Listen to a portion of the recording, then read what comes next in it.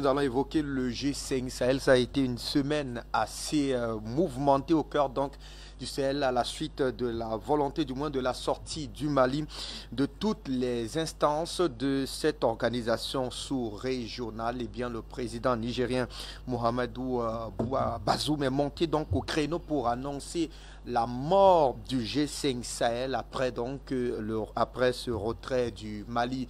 C'est ce moment donc dans les colonnes du journal catholique français La Croix et surtout l'Observateur. Et bien ce dernier a décrié la démarche des autorités de Bamako qui ont décidé de sortir effectivement de ces instances-là. Au lendemain de la sortie du président nigérien Mohamedou Bazoum, c'est donc tenu du côté de Washington, eh bien le Conseil de sécurité des Nations Unies qui statue donc sur les questions, dit-on, de paix et de sécurité sur le continent africain avec un doigt d'honneur sur le Sahel. Eh bien, l'ONU a donc demandé, eh bien, cette fois-là, à ce que le G5 Sahel puisse visiblement renaître de ses cendres. Est-ce un rétro-pédalage ou alors un bicéphalisme communicationnel autour de l'actualité liée au Sahel? On en parle avec nos invités en plateau.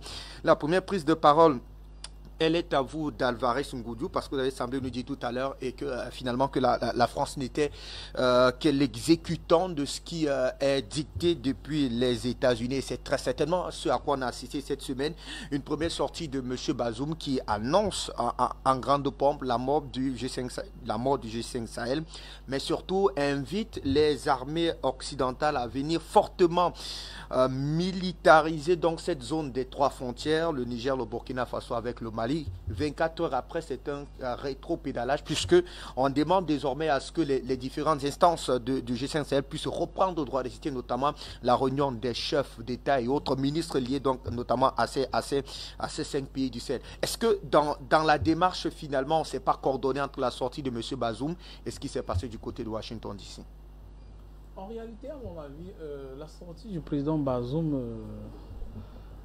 pour qui je n'ai pas beaucoup d'affection, vu ses positions particulièrement anti-Afrique, démontre clairement que l'une des causes fondamentales du G5 Sahel, c'était l'inexistence du Mali, indépendant et souverain.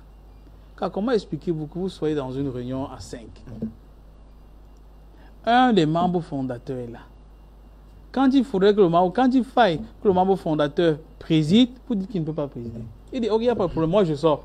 Et il sort, vous dit que ça n'existe plus. C'est quoi là?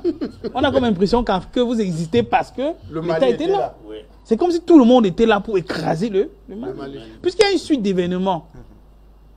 En dehors du fait que l'on a refusé que le Mali ne préside au G5 Sahel, il y a quand même la neutralisation de l'opération Barkhane. Il y a le départ des troupes françaises. Il y a la rupture de la coopération militaire entre l'État malien et l'État français. Et avec les effets qui s'en suivent. Les éléments ou les raisons soulevées par l'État malien ne sont pas négligeables.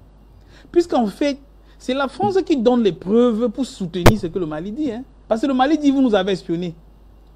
Vous ne pouvez pas nier. Puisque vous avez monté une vidéo qui démontrait que vous étiez en train d'espionner les Maliens sur un site de Gossi qui est au territoire. Donc vous avez violé l'espace aérien malien à son insu. C'est vous qui avez porté la preuve.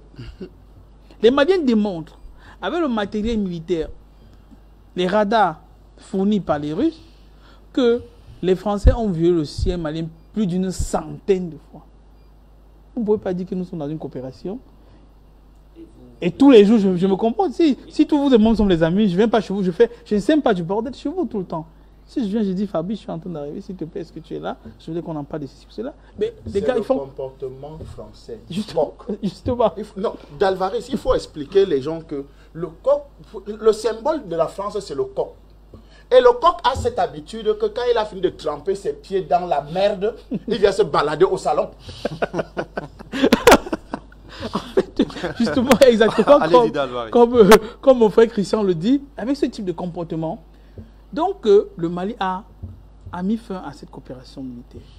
Je veux dire, quand on regarde l'ensemble des événements, que ce soit le départ des Balkans, le départ, je ne sais pas quoi, et tout ce qui suit là, on se rend compte que oui, les relations étaient en train d'aller de mal en pis. Je n'ai pas besoin de revenir sur les sorties du ministre Le Drian. Quand vous trouvez que les autorités dans un pays sont illégitimes, mais qu'est-ce que vous faites là? Pourquoi vous avez une présence diplomatique là-bas? Si vous trouvez qu'ils ne méritent pas d'être là, ne traitez pas avec eux. Quand vous voyez une nation comme je crois que c'est la Suède, qui envoie carrément les éléments de ses forces spéciales sans demander les Maliens. Et ils n'ont même pas le droit d'être informés. Ils découvrent. C'est le Danemark. Merci, c'est le Danemark. Mais c'est de la sorcellerie, ça. Quand vous voyez que les Allemands disent qu'ils ne vont plus coopérer avec les Maliens, même les Allemands à un moment là, ils envoient les éléments là-bas, ils estimaient, les Maliens ont dit, mais nous ne sommes pas au courant de ça. Si vous voulez, vous nous faites une demande expressive. Et on vous donne l'autorisation ou pas. Le Mali n'est quand même pas devenu la cour du roi Péto. Donc quand on voit la sortie du président Bazoum, on dit en fait, ça ne confirme que ce que nous disions. C'est qu'en fait, on a comme impression que le G5 Sahel avait pour objectif, entre autres, de détruire l'État souverain malien. C'est vrai. Après, Bazoum a été probablement ramené. Alors pourquoi? Parce qu'ils ont besoin de cela pour exister. N'oublions pas que le Burkina est confronté. Vous avez remarqué ces derniers temps-là. Curieusement, il y a de plus en plus des dizaines de soldats qui sont tués. Vous vous dites, mais comment ces gars étaient... Ils viennent d'où? On a comme impression, parce que vous avez bien vu les grandes lignes, hein, les autorités du Burkina actuellement sont en train de regarder vers Moscou. Oui. Et c'était une des raisons pour lesquelles le président Kaboré est parti. Parce qu'en fait, celui qui fait le coup d'État lui dit que quand on regarde, puisque de plus en plus, j'étais à Ouaga, c'est un pays extrêmement pauvre, comme tout le monde le sait. Des cultivateurs dans un sol qui est déjà aride ne peuvent même pas cultiver, puisque les djihadistes mettent des mines partout, les djihadistes brûlent les villages, terrorisent les populations. Et le gars qui a fait le coup lui dit, gars, nous voyons les résultats que les Russes sont en train d'apporter au Mali, en RCA et partout, et en Algérie. Je ne dis pas qu'on rompe avec la France, mais est-ce que ce ne serait pas sage de regarder un peu, voir comment on peut coopérer? Le président Kaboré a commencé. Il lui dit dans les enregistrements qu'en fait, le président Kaboré lui, ce que Kaboré lui a dit, lui aurait dit qu'il avait peur de la France. Parce qu'en fait, il y a une tonne de sanctions qui avait été annoncée contre le Mali. Et c'était pour faire peur à tout le monde. On se disait que le Mali ne peut pas tenir. Lui, il a pris peur. C'est pourquoi, à tout moment, la DGRE française, le renseignement extérieur, était prêt à extirper Kaboré. Parce que tout le monde savait qu'il y avait un coup d'État qui ne peut pas contenir. C'est pourquoi à tout moment, il était suivi par les balises de GPS. On lui donnait la possibilité de l'extirper, de l'envoyer soit en Côte d'Ivoire ou dans un autre État africain. C'est lui qui avait refusé en fait.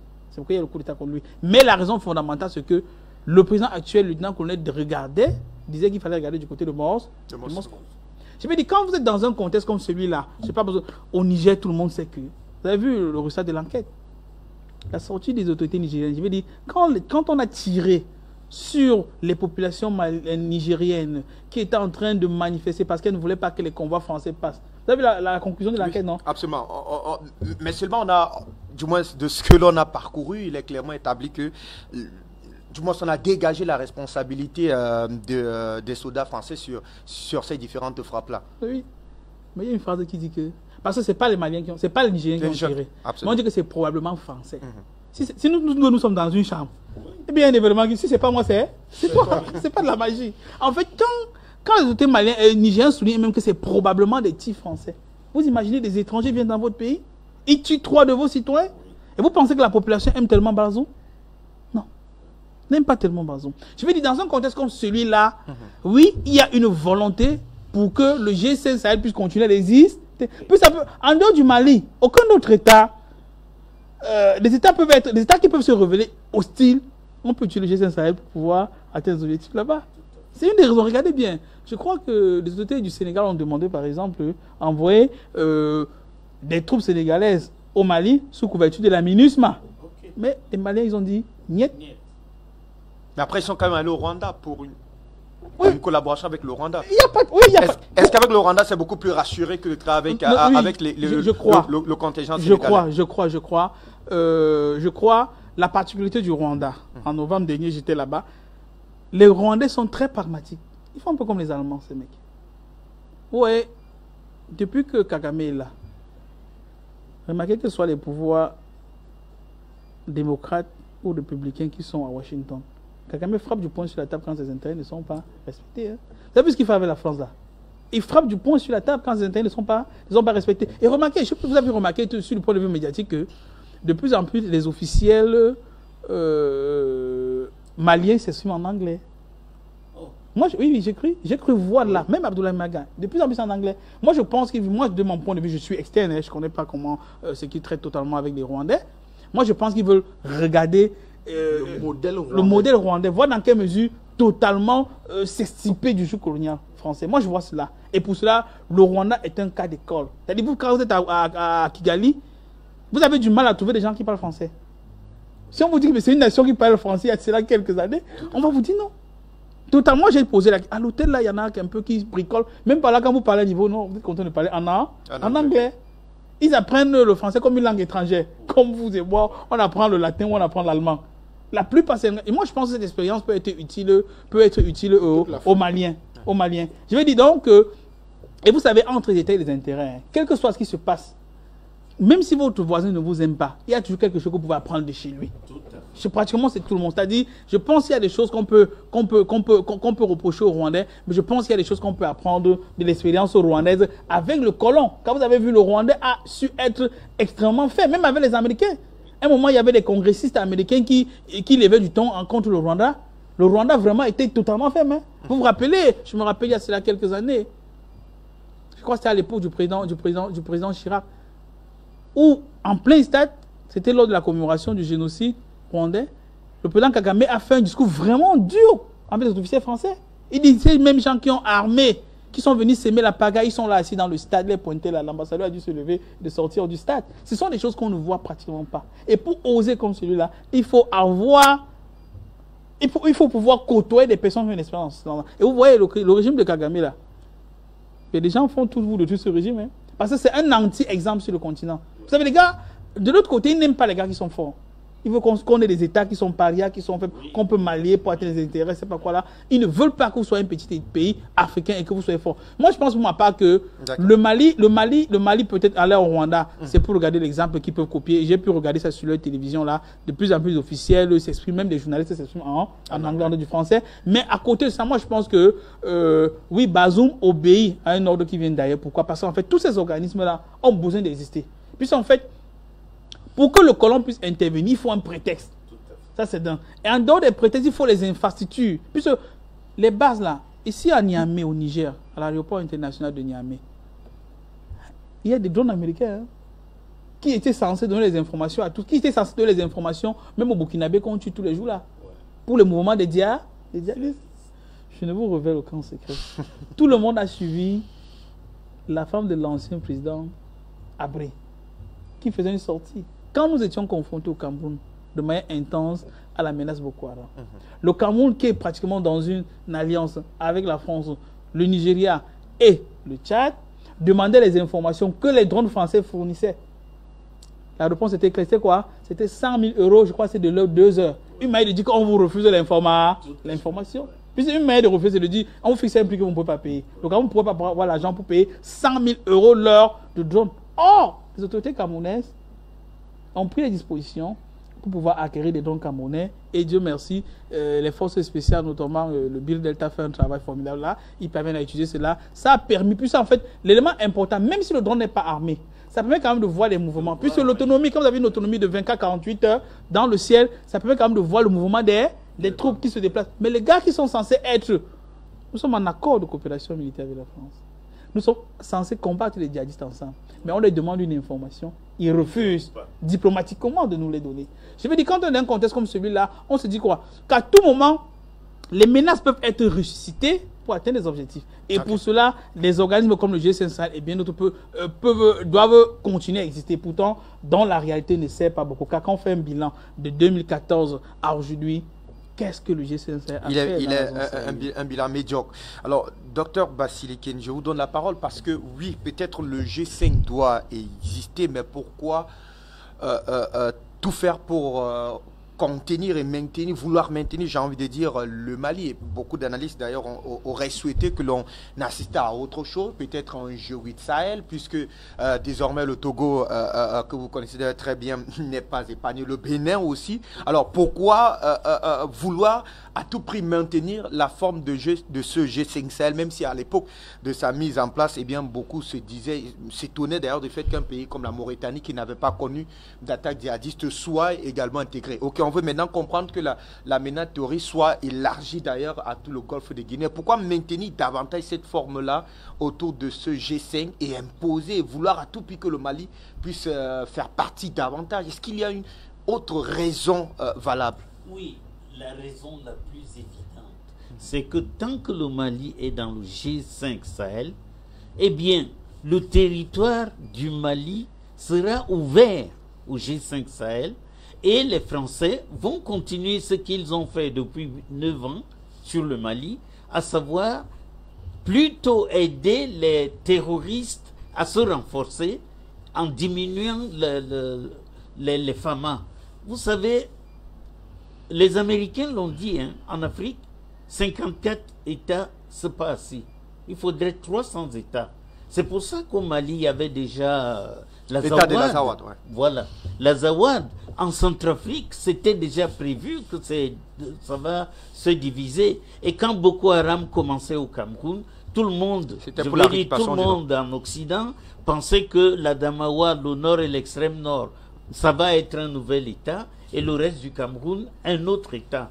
Donc, en tout état de cause, le G5 Sahel, comme toutes les structures, la CEDEAO, la CEMAC, tout ça, c'est en réalité des structures qui ont été mises en place par la France pour le service de la France.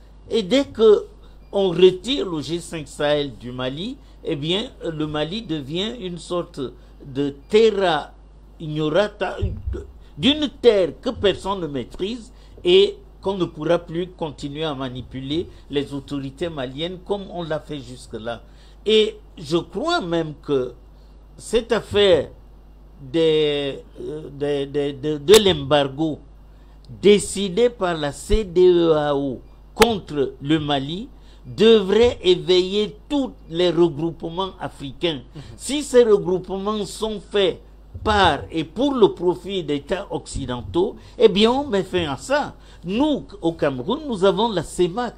Est-ce que ce n'est pas la même chose? Est-ce qu'on ne doit pas commencer à réfléchir sur qu'arriverait-il si un jour un État membre de la CEMAC n'était plus d'accord avec la France?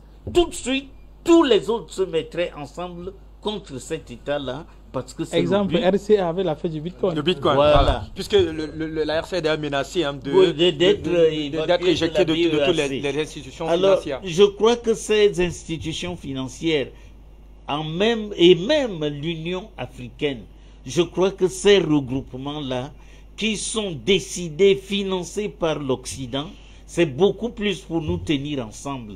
Et donc, le G5 Sahel, la CEDEAO, la CEMAC et toutes les autres organisations, l'Union africaine même, eh bien, c'est fait pour aider l'Occident à continuer à nous dominer. Et je crois que les Maliens ont mis le pied dans la fourmilière et il va falloir que tous les Africains ensemble réfléchissent maintenant et comprennent que tout ce qui est présenté comme aide, comme assistance technique, comme coopération avec l'Occident, eh bien que l'on sache qu'il n'y a pas de traitement neutre. Quand vous prenez un médicament, il y a toujours des effets secondaires. Et quelquefois, on vous donne le médicament précisément pour les effets secondaires afin d'accélérer votre mort. Par bonheur, les jeunes colonels du Mali ont compris cette affaire-là. Je crois qu'ils ont ouvert une porte vers laquelle tous les Africains devraient s'engouffrer. Merci à vous. Allez, André Christelle Fanga, il faut dire donc que le groupe africain, donc l'ambassadeur du Ghana qui représentait dans le groupe africain a demandé à la reprise, a appelé d'ailleurs la reprise du dialogue entre Bamako et ses voisins, ce qui nous autres avait d'ailleurs embêté ou alors intrigué parce que on le sait, Bamako, après s'être donc retiré de ces instants de la CEDEAO, a continué d'ailleurs dans la déclaration du colonel Abdoulaye Mega a réitéré la volonté de l'État malien de continuer à maintenir une étroite collaboration d'État en État, que ce soit avec ses voisins ou alors ses pairs du continent africain, ce qui nous permet quand même de comprendre qu'il est aux antipodes des réalités du Mali. Évoluons. Donc ce dernier demande d'ailleurs que les rencontres querellées entre guillemets reprennent, que ce soit celle des ministres de la Défense du G5 qui a été annulée en 2021 ou encore celle d'un chef d'État tenu traditionnellement en février. Ce qui laisse quand même croire que du côté de l'ONU, on veut ressusciter davantage le G5 Sahel. Est-ce que ce n'est pas davantage la question autour du départ des forces armées maliennes, des forces armées françaises au Mali qui ma foi, pousse davantage cet état de choses? Est-ce qu'on doit croire à la bonne foi davantage de la démarche de l'ONU? ONU, institution bidon qui ne sert à rien. Je dis bien ONU, institution bidon qui ne sert à rien. Parce que l'ONU n'a jamais aidé personne. L'ONU est entre les mains des Américains. C'est un instrument géopolitique, géostratégique. Même si on nous dit que c'est une organisation non gouvernementale. Mais je dis c'est une organisation entre les mains des Américains. C'est eux qui décident de ce qui se fait à l'ONU. Donc c'est une organisation bidon. Donc une décision qui se passe là-bas, ça n'a rien à voir avec nos réalités. Parlons du G5 Sahel. Ouais. Dalvaris, les Occidentaux se sont réunis pour le cas de l'Ukraine. Ils ont cotisé l'argent. Ils ont donné combien de milliards d'euros en Ukraine en un jour? Appel des donateurs. Autour de 7 milliards. 7 milliards d'euros. Appel des donateurs pour l'aide à l'Ukraine. G5 Sahel, créé depuis 2014. Appel des donateurs. Les promesses. Appel des donateurs. Des promesses. La France a couru, a pris le dossier du G5 Sahel, mettre dans son épaule, dans son aisselle, pardon.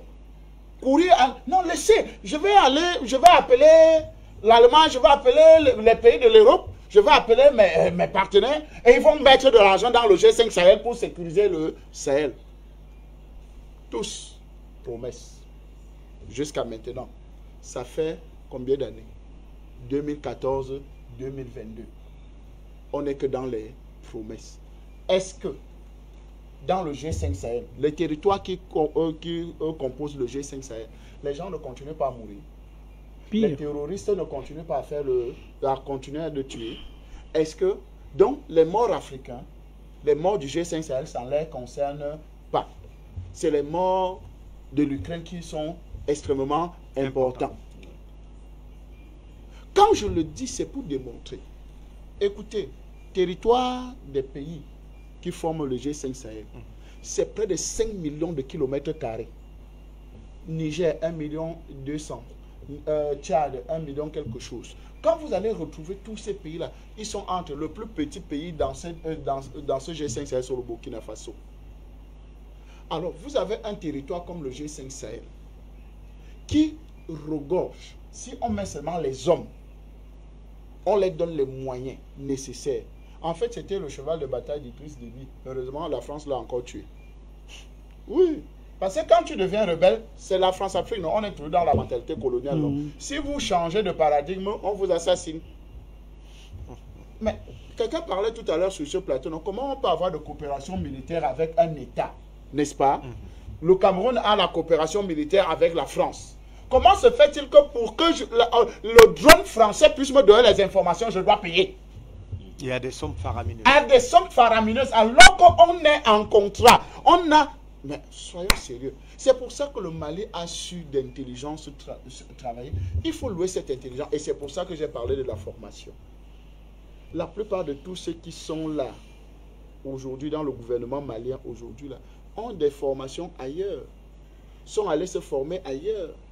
Il y a ceux qui ont des formations françaises, mais qui ne sont pas restés seulement avec la formation française, mais qui sont allés ailleurs chercher la formation. Pourquoi? Parce que ça permet de réfléchir, de penser autrement. Comment est-ce possible que vous avez des partenaires, des gens avec qui vous avez des contrats, ils vous disent, ok, on va vous aider, on va faire ceci, mais au moment de nous aider, ils ne nous aident pas. Dans le G5 Sahel, qui est un vaste territoire, c'est même un continent. Parce que si on a déjà 5 millions de mètres carrés, C'est beaucoup de pays européens, hein, puis c'est bon. des petits pays là-bas. Attends, l'Europe c'est quoi? C'est des petits pays là. Mais donc, c'est plus de... C'est un demi-continent. Un quart de continent. Donc, quand vous avez affaire à un quart de continent, la stratégie française, elle est simple. Elle sait s'accaparer des choses qui sont importantes. Parce que quand elle voit G5 Sahel, elle regarde les pays qui sont tout autour, qui composent le G5 Sahel. Elle dit, ah, si je mets la main sur ces pays-là, ça me permet d'avoir davantage le contrôle sur ces États-là. Donc, en fait, c'est une idée d'Idriss Déby. C'est une idée pour défendre le Sahel, pour sécuriser le Sahel. Que oui, mais si on fait ça, on va s'en sortir. Première des choses, le G5 Sahel n'a pas seulement été créé pour la défense. Le G5 Sahel a été aussi pour la coopération économique de ces États. Parce que c'est d'abord ça. Première des choses, coopération entre les États, l'entraide entre ces États-là, économiquement. Comment nous sommes tous du Sahel. Nous avons tous, on partage les mêmes frontières. Et comment nous en sortir? Parce que, on parlait des engrais tout à l'heure, de la culture, non? Est-ce qu'on ne peut pas faire quelque chose dans ce Sahel-là pour qu'ils peuvent nous être productifs? Ça veut dire que la Russie peut nous aider, par exemple, avec les engrais, pour que les secteurs désertiques puissent être productifs. Oui. Donc, il y avait un volet économique dans la création du G5 Sahel. Mais on a tout fait pour que le volet économique disparaisse. Et que ça reste rien que le volet sécuritaire, défense, protection des territoires. Mais écoutez, vous parlez de ce G5 Sahel. L'armée du Mali a libéré la zone des 3 frontières après 3 heures de combat. Ce qui n'a pas été le cas depuis quasiment 8 années de coopération avec la France. Bien sûr. Il faut qu'on aille pas à pas. Hein, pour dire que la France était là. La MINUSMA, Takuba, toutes ces forces étaient là. Mais la zone des 3 frontières était toujours occupée par les djihadistes et les terroristes. 3 heures de combat, l'armée du Mali a libéré ce territoire. Le G5 Sahel nous sert encore à quoi? Si nos FAMA peuvent libérer un territoire qui était le territoire le plus dangereux du Sahel. Parce que la zone des 3 frontières était la zone la plus dangereuse. Un no man's land. Il n'y avait que 2 armées qui pouvaient, l'armée des terroristes et l'armée française. Comment se fait-il? Quel copinage dans la zone des 3 frontières, que les seuls qui avaient libre accès, libre cours dans la zone des 3 frontières, l'armée française et les terroristes. Ça veut dire qu'il y a quelque chose qui ne marchait pas. Et vous savez aussi que le Togo a déjà aussi des attaques terroristes. Tout comme le Bénin. Le Bénin aussi a déjà les attaques terroristes.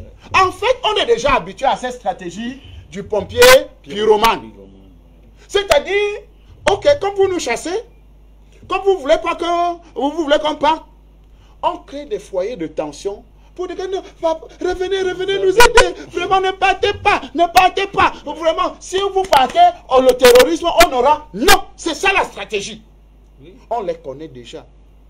On sait qui sont les terroristes. On sait qui arment les terroristes. On sait où sont formés les terroristes. Vous savez que l'un des commandants du Sahel au Mali avait fait une vidéo avec les commandants des troupes françaises. Il rentrait là-bas, il se côtoyait. Ça a même énervé la France. Parce que cette vidéo, justement, était une vidéo d'un groupe de presse privé. Donc, quand cette vidéo est sortie, mais tout le monde s'est étonné que même. Donc, vous êtes en relation terroriste et la France. Vous voyez? Donc, tous ces différents éléments-là, nous le disons pourquoi. Le G5 Sahel, quel avenir après le retrait du Mali? Mais le G5 Sahel était d'abord quoi? Le G5 Sahel n'était que une réunion où les gens venaient manger, boire du café, et repartir. Parce que si c'était une réunion, une organisation vraiment forte qui pouvait apporter des changements dans le Sahel, les gens allaient mettre les moyens. D'ailleurs, il y avait une volonté de ces États-là de mettre des moyens, mais la France a boycotté, a tout bloqué. parce que les États devaient normalement... Et c'est pour ça que la France va tout faire pour bloquer tout projet fédérateur. Parce que la vérité, c'est que on ne peut pas permettre que nous puissions être véritablement unis dans des vraies organisations. Si la CEDEAO était une vraie organisation, elle ne devait pas exister jusqu'à maintenant. Elle devait exploser depuis. C'est parce que c'est une fausse organisation. Si la CEMAC était une vraie organisation, elle ne devait pas exister jusqu'à maintenant. Mais comme c'est des fausses organisations, la preuve en est, RCA dit j'adopte la crypto-monnaie. Levée de bouclier, gouverneur de la BEAC, oh machin, tout, des sanctions, machin, que non. Parce que la vérité c'est que la RCA c'est juste un petit contournement du franc CFA. Que les 50% du compte d'opération, là, vous n'aurez plus. Parce que nous, on va vendre notre diamant, on va vendre notre pétrole, on va vendre notre... C'est un peu comme la démarche russe. Désormais, vous achetez, vous payez à rouble. Donc, si tout. vous faites les grandes importations, vous nous payez désormais en bitcoin. Mais c'est tout. Mais sinon, le franc CFA continuera à circuler tranquillement. On va faire le franc CFA. On va acheter la banane, le manioc avec le franc CFA. C'est bon. Parce que la plus grosse difficulté, ou bien le plus gros vol, ce n'est pas l'utilisation du franc CFA. C'est que quand le pays vend son pétrole à l'international, voilà. 50% de cet argent reste dans le compte d'opération. 75%. Donc, ça c'est officiel. Oui, 15% parce que c'est la France qui fabrique la monnaie et une commission de 9,4%. Wow. Voilà le vol organisé. Donc ce n'est que normal que la CEMAC soit une fausse organisation et que les gens continuent à souffler sur la CEMAC. Non, il faut que ça continue à exister. Oui. Donc quand la RCA adopte la crypto-monnaie, ça devient un problème. Oui. Donc les organisations comme les G5 Sahel n'étaient que des coquilles vues. Il y avait une volonté dès le départ, mais la France l'a phagocyté.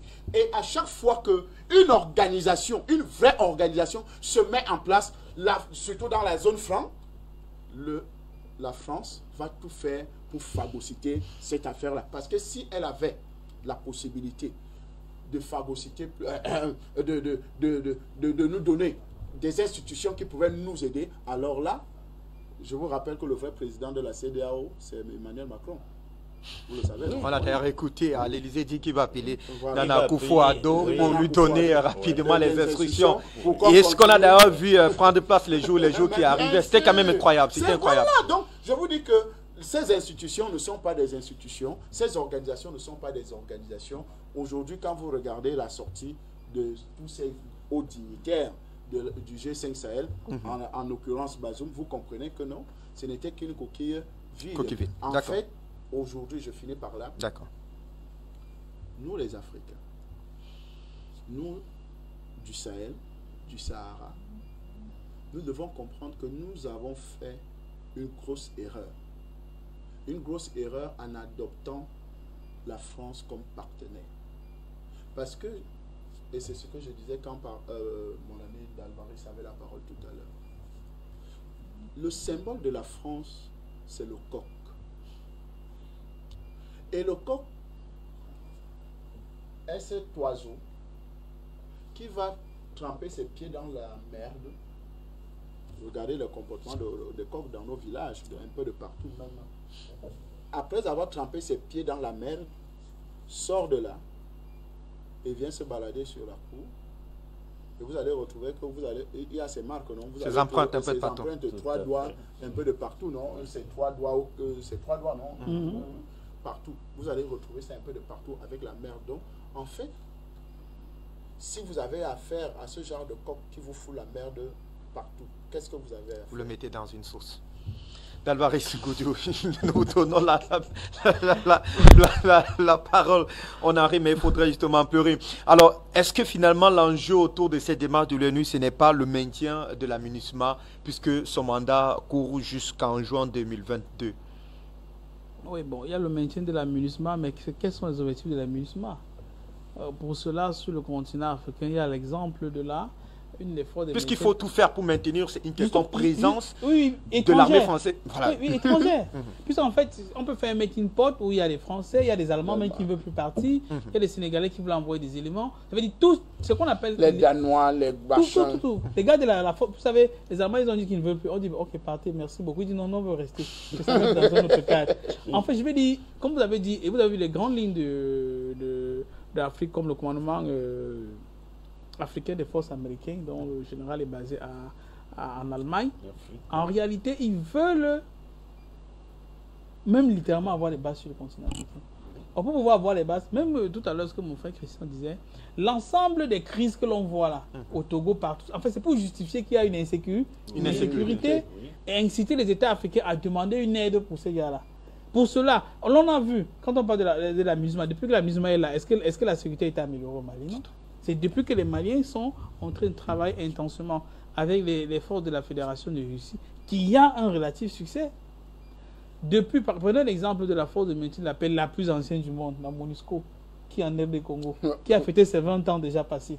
Jusqu'à aujourd'hui, est-ce qu'on peut dire que l'aide de la RD Congo est sécurisée? Disons non.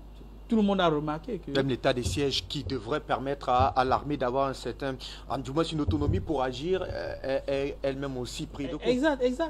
Tout le monde a vu comment, en RD Congo, les blindés de la MONUSCO tombaient, on se rendait compte qu'il y avait des minéraux à l'intérieur.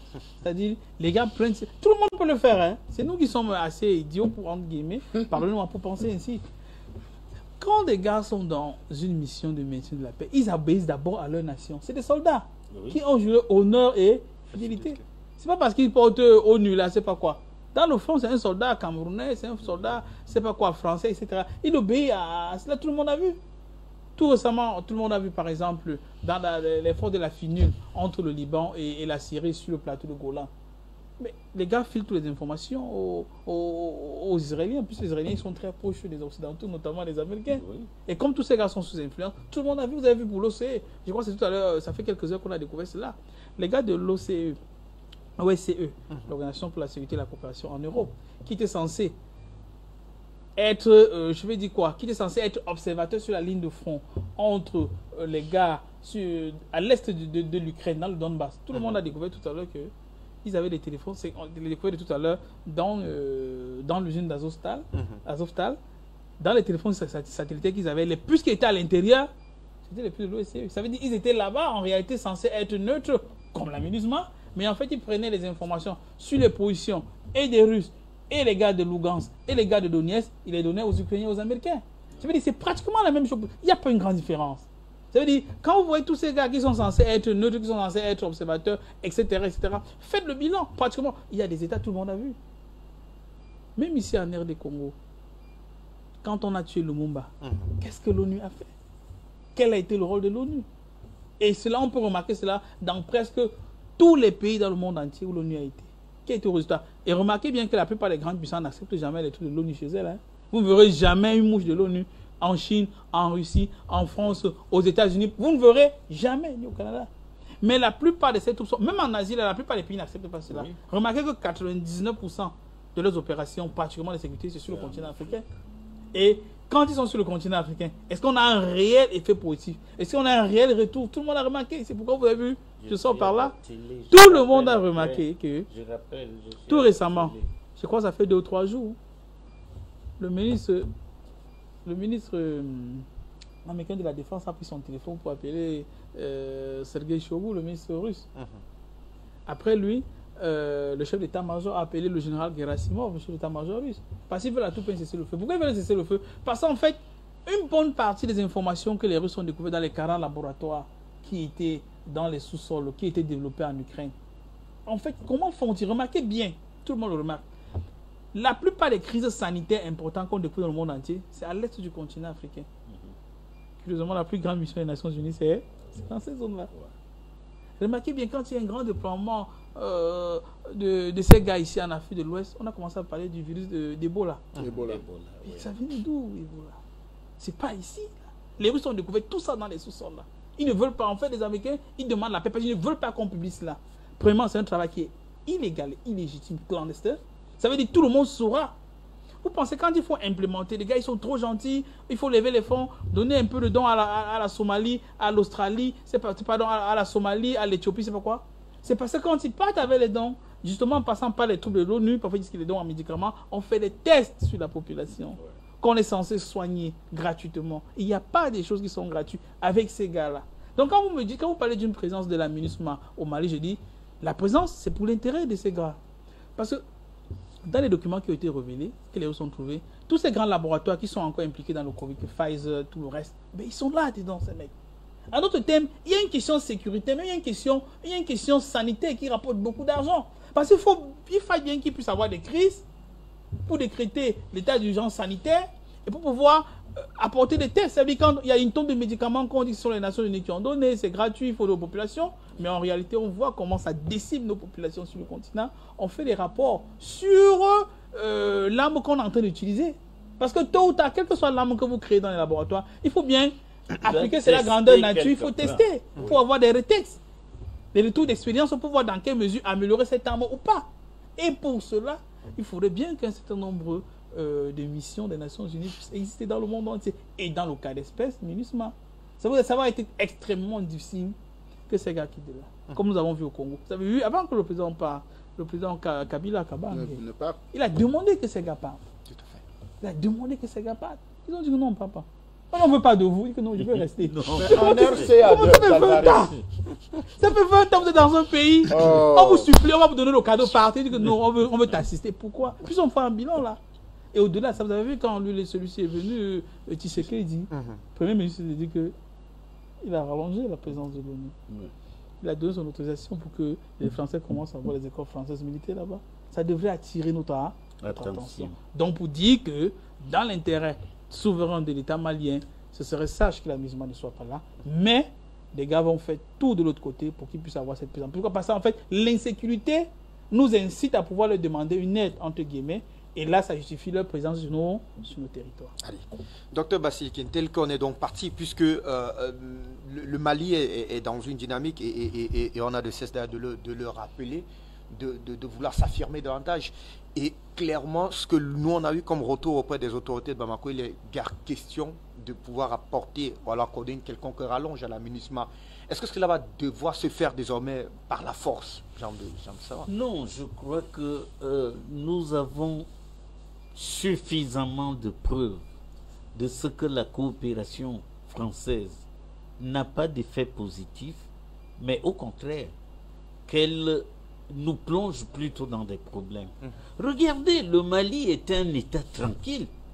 Et brusquement, et vous avez remarqué pourquoi la plupart des crises maintenant, c'est chez les francophones? Parce que comme c'est la France qui gère le franc CFA, elle en donne un peu à l'État officiel et le reste aux terroristes. Au Nigeria, quand on attrape les gars de Boko Haram, ils n'ont que des francs CFA dans les poches. Alors, mais oui, ça c'est pas une invention, c'est un constat. Alors, vraiment, tout ce qui nous lie à la France, à l'Occident, doit être revu et corrigé. Parce que sinon, nous allons rester encore les 100 prochaines années, telles que nous avons passé les 100 années précédentes, et nos enfants viendront trouver une Afrique pauvre, sous-développée, où il n'y a pas de bien-être matériel. Et ce que nous voulons au contraire, c'est que l'Afrique puisse se développer et que les Africains puissent s'épanouir. L'Occident veut l'Afrique sans les Africains. Alors, laisser notre pouvoir économique à la France, c'est donner à la France le moyen de nous maintenir ad aeternam dans la misère et l'absence du bien-être matériel. Et tout ce qui vient de France, MINUSMA, CEDEAO, CEMAC, BEAC, franc CFA, c'est les mêmes oiseaux sur les mêmes branches qui piaillent de la même façon avec l'objectif de nous maintenir dans la misère. Sinon, de nous éliminer de la surface de la Terre. Et ça, nous ne devons pas l'accepter. D'accord, merci à vous. Alors,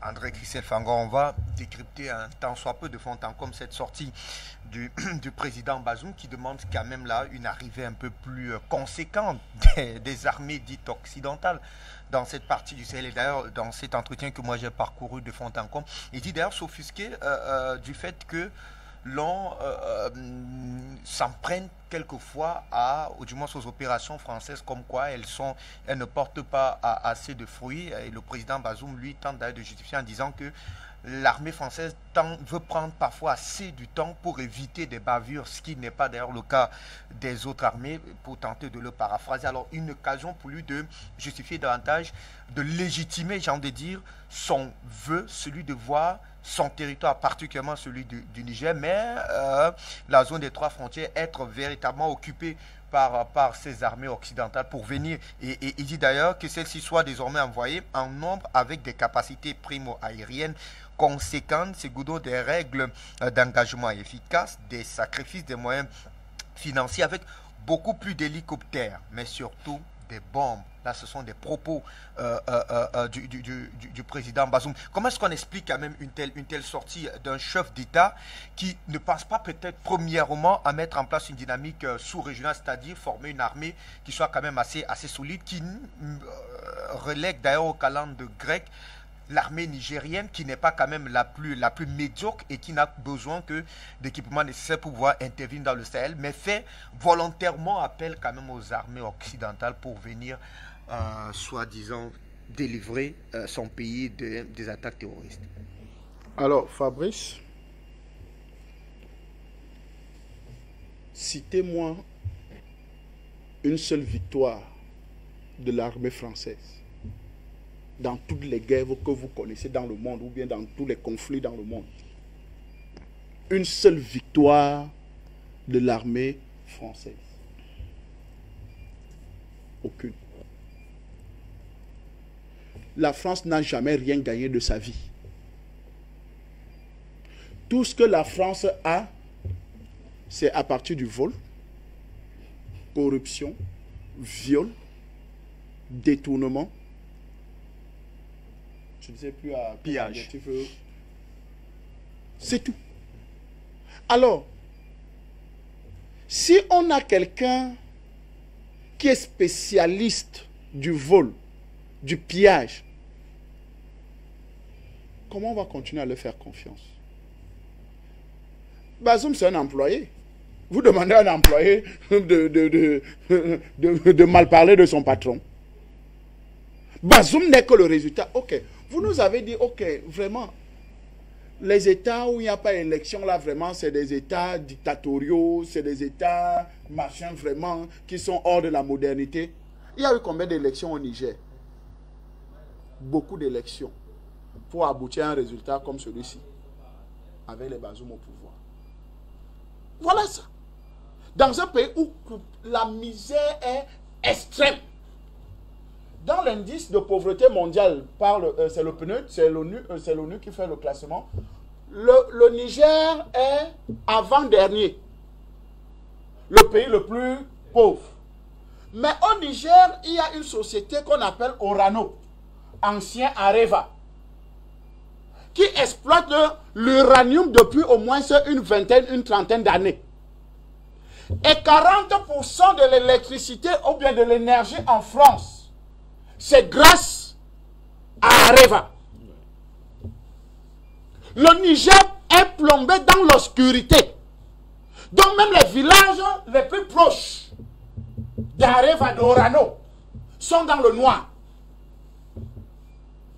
Ça, c'est juste pour l'électricité. Sans compter la pollution radioactive que cette société produit au quotidien. Parce qu'il y a des déchets toxiques qui sont déposés en plein air. Et je voudrais vous rappeler que la France est actionnaire à Orano. Parce que quand Areva tombe en faillite, je crois que c'est les Canadiens ou les Australiens qui quittent.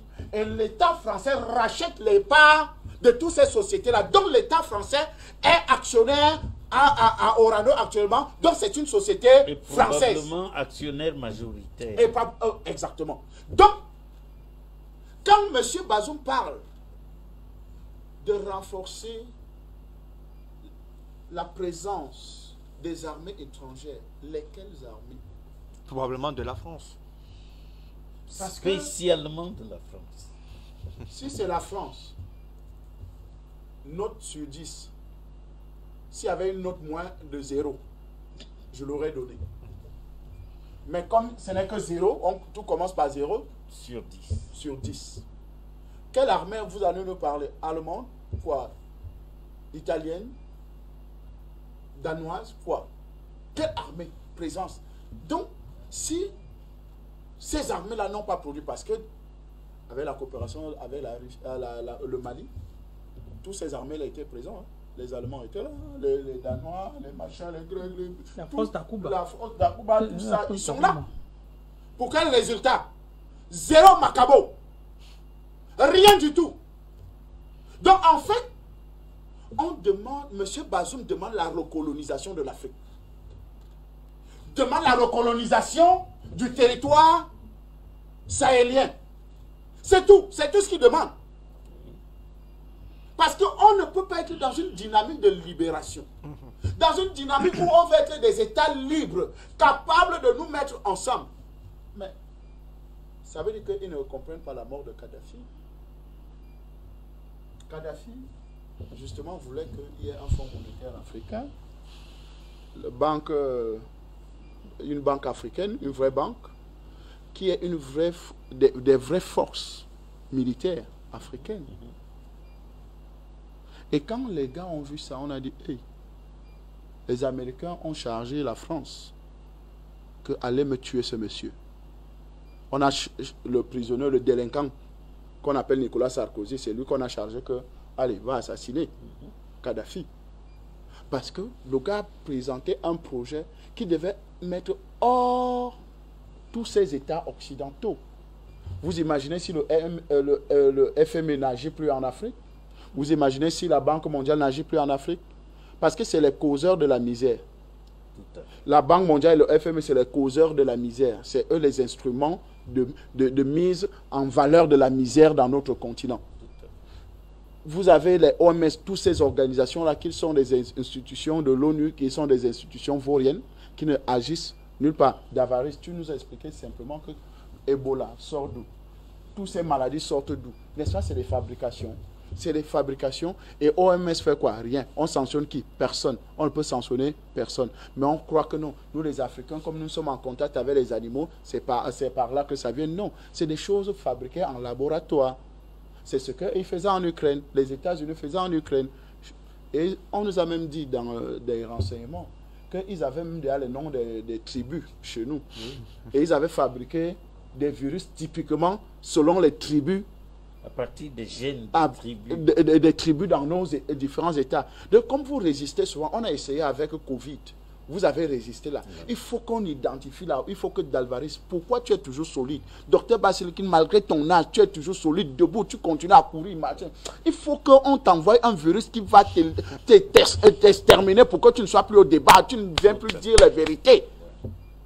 Donc voilà la stratégie occidentale. Donc quand nous avons affaire à des gens comme les Bazoum, nous avons affaire à des employés qui veulent recoloniser l'Afrique et c'est pour ça qu'il peut demander que les armées étrangères puissent venir s'installer. Parce que la réalité, c'est que aujourd'hui, la France est en train de perdre et a déjà perdu le Sahel. Ça, c'est irréversible. Même s'il faudra, vous avez demandé à Dr Basilikine, est-ce que ça soit violent? Ça sera violent. Ça sera violent. Parce qu'on a tant parlé, les gens n'ont pas compris. Ça sera violent. S'il faut une confrontation. La France n'est pas prête à s'en aller à la visiblement, mienne. puisque Impossible. Mais s'il faut la violence, on va aller dans cette violence. On sera obligé. La preuve en est, les jeunes Tchadiens nous ont montré que mais non. Comment est-ce possible? En quelque temps, on connaît votre base. Mais on se retrouve dans tous les restaurants, dans tous les bars, dans tous les... On voit les Français un peu de partout en armes. Ouais. C'est quelle histoire? C'est devenu votre pays. Pourquoi? Parce que la plupart des militaires chassés du Mali, un peu de partout, ont replié pour venir. Nombreux sont en Djamena. On a dit, mais non, on connaît quand même. C'est terrible. Cette occupation-là, nous n'en voulons plus. Et ça, comprenez-nous, hein, on n'a pas de problème avec vous, les Français. Mais on a un problème avec votre politique. Votre politique est mauvaise. Votre politique est dangereuse. Votre politique est nuisible. Et nous, excusez-moi, moi je suis un lecteur des Saintes Écritures. Luc 10, le verset 19 dit que il nous a donné le pouvoir de marcher sur les serpents, sur les scorpions et sur toute la puissance de l'ennemi. Et rien ne pourra nous nuire. Donc tout ce qui voudra nous nuire, on va marcher dessus. D'accord. Merci à vous, André Christian Fanga. Allez, je vous donne la parole d'Alvarez sur cette sortie quand même du président Bazoum, une sortie assez intrigante quand même. Nous, du moins, Afrique Média était d'ailleurs aux avant-postes pour dénoncer un temps soit peu les manigances souterraines de ces derniers. Aujourd'hui, les faits nous donnent quasiment raison sur le fait que bien, ces derniers soient un trouble fait en tout cas dans cette zone du Sahel. Ils sont nombreux, mais il s'est clairement décliné aujourd'hui comme étant aux antipodes de la démarche indépendantiste telle que voulu et implémentée désormais sur le continent africain, parce qu'on a d'ailleurs vu plusieurs Nigériens se démarquer de la politique de M. Bazoum en s'offusquant d'ailleurs, en s'interposant sur, je crois que c'était d'ailleurs le convoi de la MINUSMA qui devait être traversé le Niger pour atterrir du côté du Mali. Alors en l'état actuel, il est désormais clair que avec le président Bazoum, les intérêts du Sahel ne seront jamais garantis. Oui, en réalité, puisque le président Bazoum savait en réalité, la manière dont il est arrivé au pouvoir a été extrêmement décriée, pose des sous-fous. Vous savez, il y a eu la rumeur où il y avait une tentative de coup d'État contre lui. Donc, il n'est maintenu en place que par le biais de la France. Et là, il est comme dans une situation d'être reconnaissant vis-à-vis de la France. Aujourd'hui, comme vous dites, ce n'est que le couvercle de la marmite qui est tombé. Mais sinon, dès qu'il est arrivé au pouvoir, il a fait voir les couleurs. Vous savez, il était parmi les premières personnes à prendre position pratiquement très dure contre le Mali. C'est des choses qui ne se font pas de manière diplomatique. C'est-à-dire, même si vous pensez quelque chose d'une nation, vous ne prenez pas les devants pour attaquer les autorités d'une nation voisine pratiquement. Exact. Si vous savez, le Niger et comme le dit le professeur Basiliquin, le Niger et le Mali sont dans la zone des 3 frontières, qui en réalité, qui est pratiquement, je peux dire, le cœur des grands trafics, où les autorités perdent pratiquement. Le nœud gordien, en tout cas. Exact. Ouais. Donc il devait y avoir une coopération extrêmement ouverte entre les deux nations pour pouvoir faire face aux questions de sécurité dans ces zones-là. Mais quand on a vu les sorties du président Bazoum, on se rend compte que vraiment il est là pour tout, sauf pour une réelle stabilité dans la zone en général et au Mali en particulier au-delà. Remarquons bien que quand il a fallu que les troupes Barkhane quittent du Mali, elles sont allées s'installer où? Au Niger. Au Mali. Ça veut dire quelque chose fait mal à votre voisin, est réputé hostile, dangereux. Vous dites, mais non, je lève cela chez moi. Pire, c'est pas qu'ils élèvent. C'est que les troupes de Barkhane sont à quelques kilomètres seulement de la frontière malienne. Hein. Ils sont seulement rentrés un peu là. Oui. C'est la raison pour laquelle ils pouvaient encore décoller. Les mines d'Arlit qui sont gardées par les armées françaises sont à la frontière entre les deux pays. C'est pourquoi ils peuvent traverser et revenir. Et moi, je l'ai dit sur certains plateaux, moi je crains beaucoup que, je crois, c'est ce qui est en train d'être préparé, je crains beaucoup que les Français soient là-bas juste en attente et qu'en cas de nécessité, ils vont traverser, aller au Mali pour s'aimer la pagaille à tout moment. Et tout cela, c'est avec la bénédiction du président Bazoum du Niger. Et ça, ce n'est pas, vous permettez, ça, ce n'est pas nouveau. Hein. Vous savez que la Côte d'Ivoire du président Félix Houphouët-Boigny et le Sénégal du président Senghor ont joué ce rôle-là depuis. C'est ces deux pays-là qui ont bloqué toutes les velléités de développement du président Sékou Touré, même s'il n'a pas été tué. Eh bien, on sait que c'est eux, c'est par la Côte d'Ivoire et le Sénégal que la France a envoyé la fausse monnaie guinéenne pour déstabiliser l'économie. Et quand le président Sankara a été tué, tout le monde sait que c'est de Côte d'Ivoire que c'était organisé. Voilà. Alors, Daoui, effectivement, pour les officiels d'ailleurs de Bamako, il était plus qu'urgent de sortir effectivement de ce G5 Sahel pour éviter de prêter le flanc, notamment à cette armée Barkhane qui de temps à autre violait le sol et le ciel malien. Et donc, pour eux, c'est une mesure davantage de sécurité de son sol que de refuser désormais de sortir de ce G5 Sahel qui servait encore, entre guillemets, à la France pour avoir une quelconque action dans ces 5 pays-là. Oui, mais tout ce que je dis, comme je dis parfois, vraiment, les autorités maliennes sont vraiment à l'école russe. C'est-à-dire, même s'ils ont des raisons évidentes de poser une action, ils ne partent pas brutalement. Il faut qu'il y ait un relan légitime.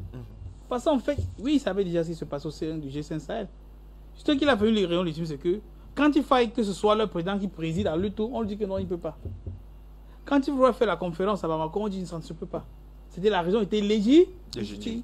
Même si un peu plus tôt, il y avait des raisons déjà qui pouvaient les pousser à sortir. Ouais. Même avec la France. Vous savez, par rapport aux accords de coopération militaire liés à l'opération Barkhane, il avait été, premièrement, quand les autorités maliennes font venir les troupes françaises, il n'y avait pas un cadre juridique. Il fallait un cadre juridique de la chose. Et de manière simple, ce qui avait été demandé aux autorités françaises, c'était juste du renseignement, c'était juste de l'information. On n'avait jamais stipulé qu'il devrait avoir une présence militaire française au Mali. Ils se sont imposés. Puis s'ils viennent avant, alors le cadre juridique vient plus tard. Maintenant, comme ils étaient là, il y a cela quelques mois, les autorités maliennes ont saisi les autorités françaises disant qu'il faudrait amender l'accord de coopération. Ça se fait entre les États. Oui. On peut amender. Mais les Français jusqu'à aujourd'hui n'ont pas donné une réponse. 3 mois après. Parce que quand on dit amender, ça veut dire que je vous dis, Fabrice, on ne s'entend pas pour Relisons ensemble. Qu'est-ce qu'on peut faire? A, B, C. Je vous envoie, vous ne dites rien 3 mois après. Pour que nous, on doit faire une conférence. Non, c'est pas ça la conférence là. Je dis qu'on ne s'entend pas ici. Voilà ce que je pense de cela. Je veux dire, en fait, avant même que les autorités maliennes ne demandent avec la France d'amender ces accords, la France avait déjà des actes hostiles à l'encontre des autorités de Bamako. Ça n'a pas empêché que les Maliens continuent à s'acquitter de leurs responsabilités. Tout à fait. À tous les niveaux, on a fait un embargo économique, un embargo sanitaire, un embargo politique, un embargo diplomatique. Ce qu'on n'a pratiquement jamais vu dans la sous-région contre le Mali. Le Mali est resté tranquille. Ouais. Ce ne sont que les États qui ont appliqué ça que le Mali a invoqué la Convention de 1961 de Vienne en relation diplomatique et la réciprocité des actes diplomatiques. C'est pourquoi, comme vous avez refusé qu'il puisse avoir les autres avions maliens qui viennent chez vous, les avions français aussi ne pouvaient pas atterrir à Bamako. Ainsi de suite, avec tous les États dans la sous-région qui ont implémenté ces sanctions-là. Donc il y avait déjà des actes aussi de la France contre le Mali. Même par là, le Mali avait dit partez. Vous avez refusé de visiter les accords. Vous avez continué d'espionner le Mali. Vous avez continué de violer l'océan malien, malgré les multiples avertissements. Ce ne sont que les actes qui peuvent pousser à ce qu'on puisse se séparer. Je vais dire quoi? Je vais dire que oui, il y avait déjà le relan, mais il y a toujours... la situation actuelle aide plus le Mali à être plus autonome. Mais le Mali s'est toujours appuyé sur des actes légaux et légitimes pour pouvoir sortir de cette situation-là. Donc, je vais dire que... Et surtout, ça pousse les Maliens aujourd'hui à être plus autonomes. Et nous, États africains, on devrait toujours l'être. On n'est pas obligé de pouvoir être avec des gens qui ne nous servent pas grand-chose. Vous avez vu les Français. Et qui nuisent. Les Français comme les Allemands. Vous savez, depuis un certain nombre de temps, le Mali fonctionne sans le développement et dans son budget.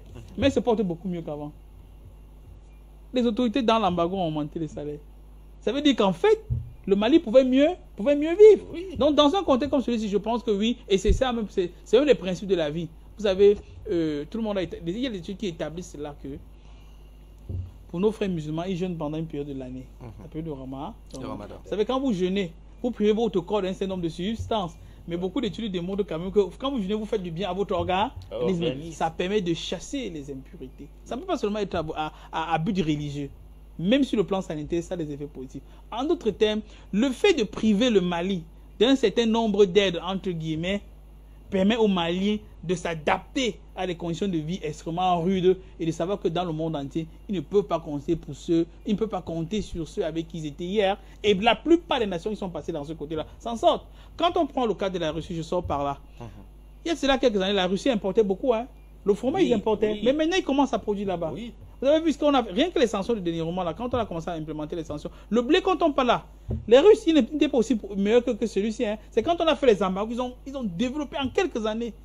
Ils sont devenus premier producteur mondial. Et on peut implémenter des exemples dans beaucoup de domaines. Je n'ai pas besoin de faire la publicité sur Coca-Cola, sur McDonald's, sur Sprite, tout le reste. Ça veut dire que les Russes ont trouvé des solutions nationales. Voilà.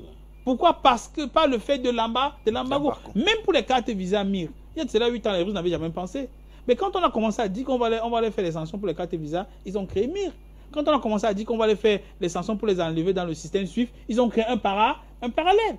En d'autres termes, c'est la condition difficile qui vous permet de vous améliorer et de vous adapter pour dire que oui, c'est une difficulté pour le Mali, mais c'est une difficulté qui va continuer à maturiser le Mali, à assagir le Mali, et le Mali pourra être plus apte à pouvoir faire face à des difficultés futures. Et d'ailleurs, beaucoup d'analystes, Dr Basilikine, pensent désormais que ça ne sert visiblement plus à rien, eh bien, de sanctionner l'État, puisque tous les pays qui ont été visiblement sanctionnés s'en sortent plutôt ragaillardis. Voilà. Très cher monsieur, il reste un quart d'heure pour sortir de cette émission. Je voudrais cette fois-là que l'on s'intéresse véritablement au Sahel, puisque le G5 était prédit comme étant le gendarme de ce Sahel-là, après d'ailleurs la mort du maréchal Idriss Déby. Nous on a visiblement l'impression que tout s'est écroulé comme un véritable château de cartes. Alors qu'est-ce qu'il adviendra désormais du Sahel, vu que le G5 n'existe plus? En réalité, un gendarme qui est étranger ne peut pas être efficace. Parce que pour préserver la paix dans une localité, dans un pays, il faut connaître le pays et il faut agir dans l'intérêt des habitants du pays. Or, le G5 Sahel est là pour préserver les intérêts de la France. D'abord, pour protéger les installations qu'il y a aux mines d'Arlit, afin que la France continue d'exploiter le minerai d'uranium des Africains, le Mali et le Niger.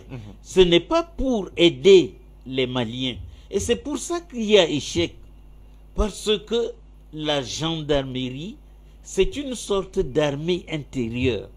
S'il y a guerre à l'étranger, les gendarmes n'y vont pas. Mais quand il y a des troubles à l'intérieur, eh bien, elle vient remettre de l'ordre.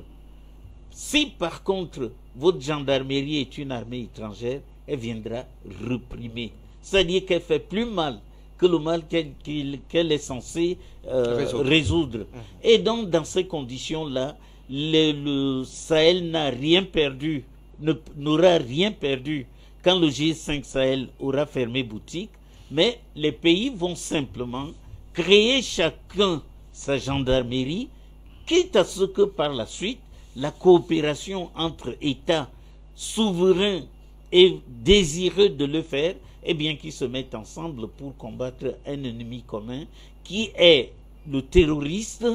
Et rappelons encore un coup que ce terrorisme-là ne naît pas parce que les Africains sont contents les uns des autres, c'est parce que les Français ont envie qu'il y ait terrorisme afin de pouvoir diviser nos États. Ils veulent 300 États en Afrique et pas les 154 qu'il y a aujourd'hui. Eh bien, je crois qu'aujourd'hui, le Mali a montré la voie et tous les Africains doivent comprendre que ce ne sont pas les armées étrangères qui mettront la paix et la sécurité chez nous. Ce sont des armées nationales et patriotiques qui sont capables d'impulser un développement authentique. Merci à vous. André Christian, la même question, je vous la pose, puisque eh bien, le gendarme du Sahel s'en est allé. On a visiblement l'impression que sa vision, sa pensée, son dynamisme au cœur de cette zone-là n'existe quasiment plus. Le Sahel aujourd'hui qui est en proie donc à cette insécurité qui est assez galopante. Et Davaris le relevait fort opportunément. Le Burkina Faso qui paye aujourd'hui le lourd tribut des nombreuses attaques terroristes aux côtés du Bénin, du Togo également. Il est d'ores et déjà question peut-être de pouvoir, je ne sais pas trop, mettre en place une force peut-être conjointe qui va visiblement jouer le gendarme du Sahel, puisque beaucoup de ces armées-là, à un moment donné, se sont d'ailleurs fautées à une difficulté lorsque vous traquez des terroristes et qu'ils dépassent vos frontières, vous n'avez plus la capacité effectivement de pouvoir agir au-delà de vos frontières. Et cela a toujours été, on va dire, la difficulté de toutes les armées. On l'a vu avec le Cameroun pour le cas Boko Haram. Et lorsque au nord,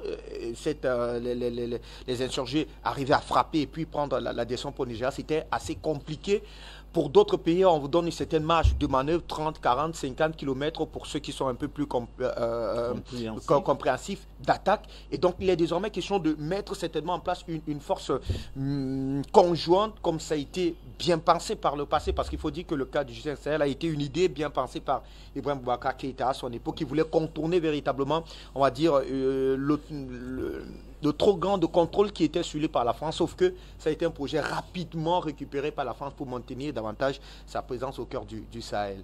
Que doit-on faire, André? Mais c'est simple. Le G5 Sahel est mort de sa propre mort. En fait, le G5 Sahel est mort avec son géniteur, c'est-à-dire Idriss Déby. Parce qu'avant le G5 Sahel, Idriss Déby et son armée allaient défendre les territoires étrangers du Sahel. Tout à fait. Le maréchal était présent partout. Vous vous rappelez le dernier bataillon, dans la dernière bataille pour arriver dans les Ifogas, au Mali, avec l'armée du Tchad.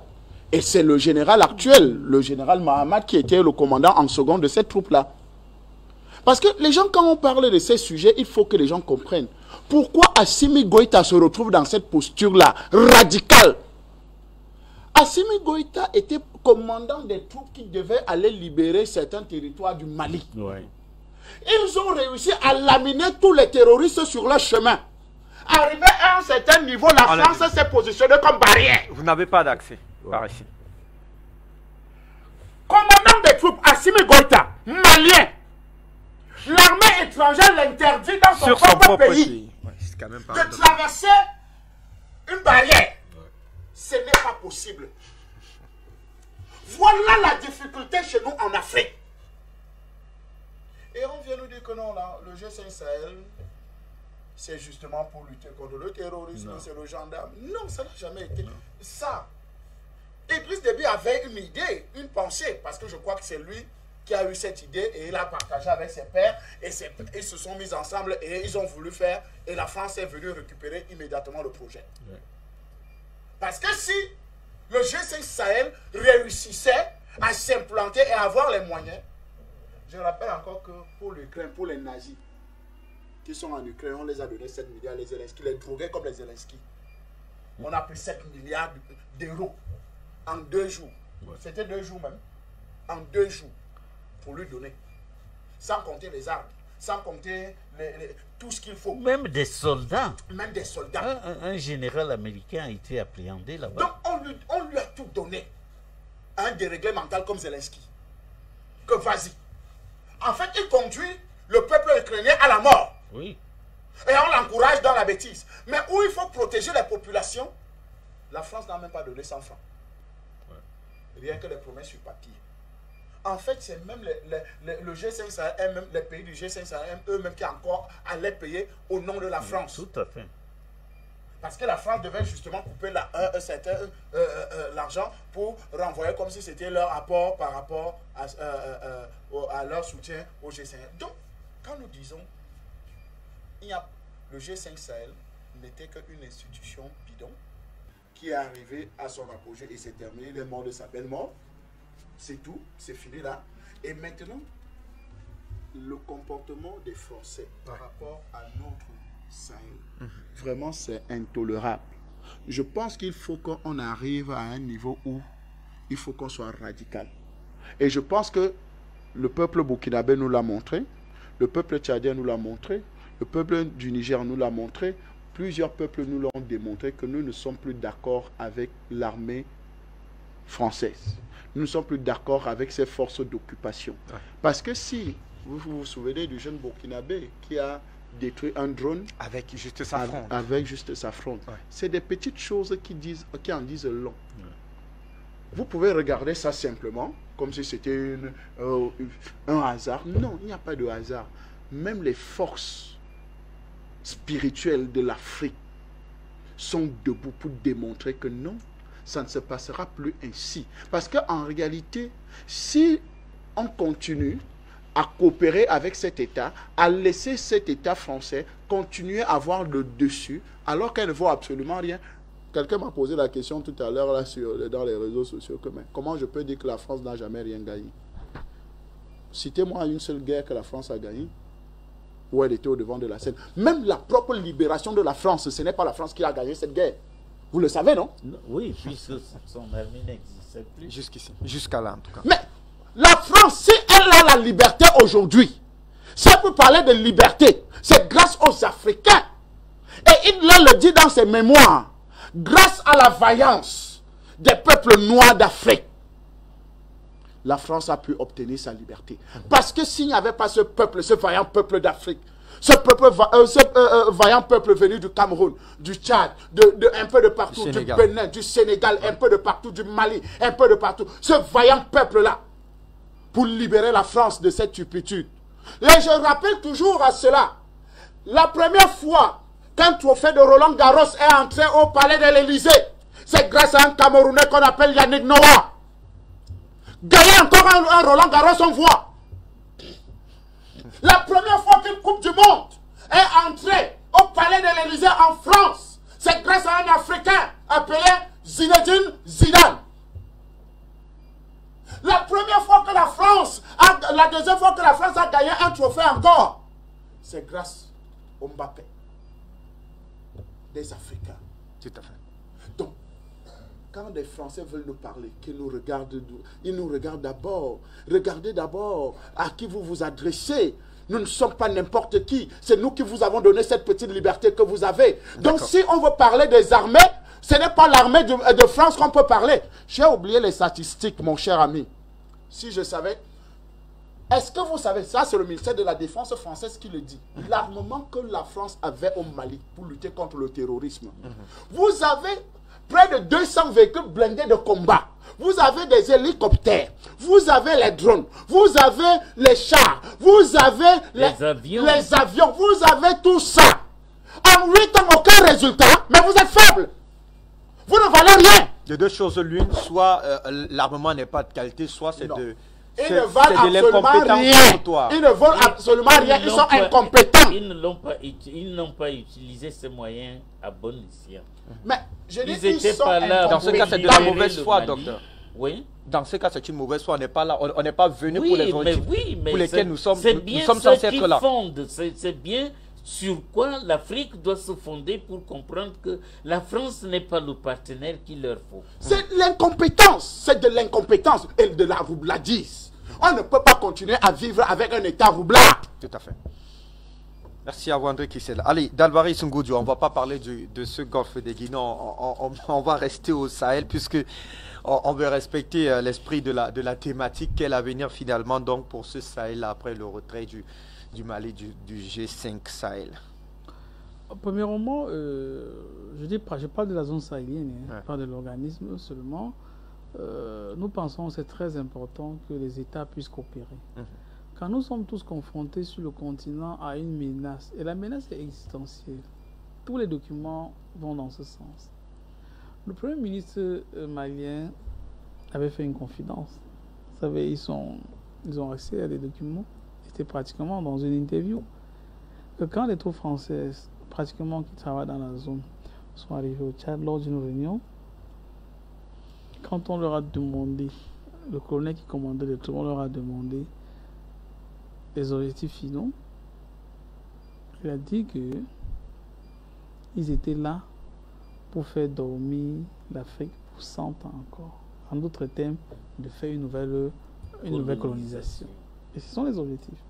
Quelle que soit la forme que cela prend. Aujourd'hui, on a beau, comme quelqu'un disait, un Italien disait, conduire un véhicule, manipuler un ordinateur, être à la télévision pour parler des thématiques. Si nous ne prenons pas des actes concrets, croyez-moi, nous allons rentrer des années en arrière. Et pour pouvoir les faire, nous sommes des États qui sont faibles. C'est très important qu'on puisse se tenir la main, épaule contre épaule. Malgré les divisions qu'on essaye de semer, qui dans certains États ça marche. Mais c'est déjà ça, c'est pourquoi vous avez écouté les dernières paroles du ministre russe Sergei Lavrov. Que face aux problèmes africains, les premières solutions doivent d'abord venir des Africains. La menace est commune. Quand un djihadiste tue au Togo, au Niger, au Cameroun, au Tchad, au Mali, il ne distingue pas. Et dans la plupart des cas, tout le monde le sait, ce n'est même pas des Africains, c'est des gens qui viennent d'ailleurs, qui ont une expérience de combat en Syrie.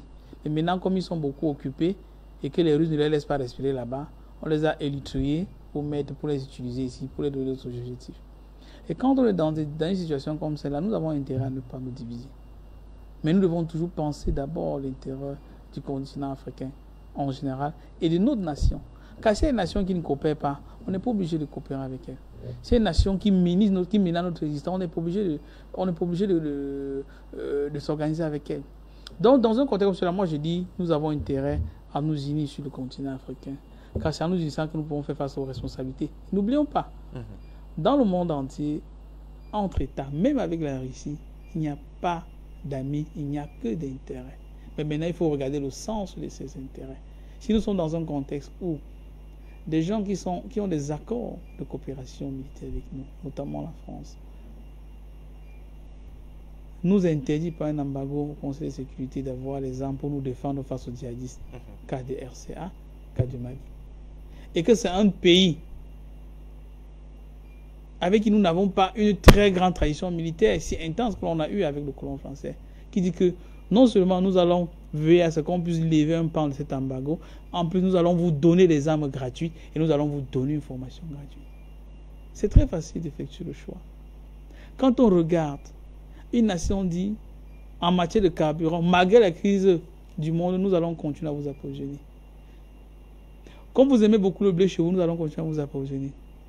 Mais pour développer votre agriculture, nous allons vous donner des engrais. C'est très facile de faire le choix. Donc, vous dites, entre États, il n'y a pas d'intérêt. Il n'y a pas d'amis, pardon, il y a des intérêts. Mais parfois, on voit avec qui, puisque c'est très difficile dans le monde entier de fonctionner en vase clos. On doit toujours pouvoir parler avec des gens. Mais quand on parle avec des gens, on doit toujours regarder qui est en train de faire beaucoup plus d'efforts pour pouvoir nous tendre la main. Et surtout, comme on dit chez nous, n'oubliez jamais d'où vous venez. Car si on oublie d'où l'on vient, ce qu'on ne sait pas où on va. Et d'où nous venons, les bilans de la coopération avec un État, il y a de cela 50, 70 ans, sont suffisamment clairs pour nous dire avec qui nous pouvons marcher demain. Merci. Merci à vous, Dalvaris Ngodjo. Merci infiniment à vous, Dr Basilikin. André Kisefanga, mondialement, merci. Eh bien, Luc Michel était des nôtres depuis la Belgique. Messieurs, mesdames, c'est ici que s'achève cette édition du débat panafricain. On n'a pas la prétention encore, mais la propension d'avoir tout dit, tout fait autour de ce sujet qui très certainement nous permettra de mieux définir, redéfinir encore les intérêts du continent africain. On s'est dit à dimanche prochain pour un nouveau et une autre édition du débat panafricain. Mais juste après nous, la deuxième partie, ça sera un exercice de Fred Bongo. Très bonne suite des programmes sur la chaîne panafricaine.